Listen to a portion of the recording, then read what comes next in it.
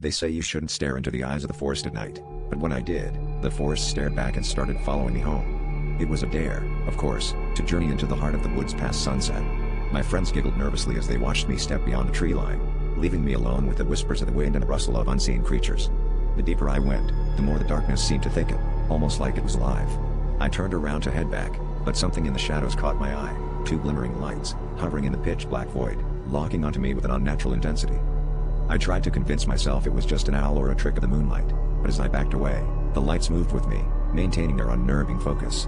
The forest was silent, except for the pounding of my heart and the faint crunch of dried leaves beneath my shoes. Panic surged through me, and as I stumbled back onto the familiar trail, the feeling of being watched intensified.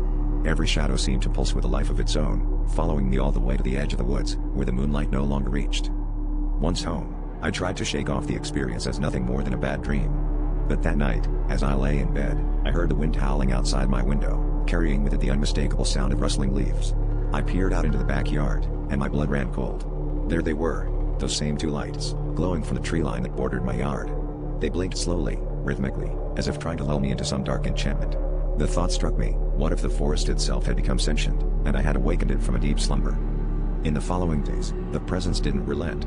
No matter where I went, I felt it observing me, a spectral weight pressing down on my soul.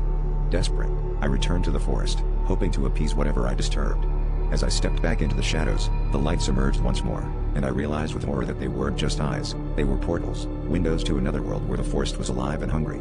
An overwhelming sense of dread consumed me as I understood I was never meant to leave, and the forest would ensure I never did.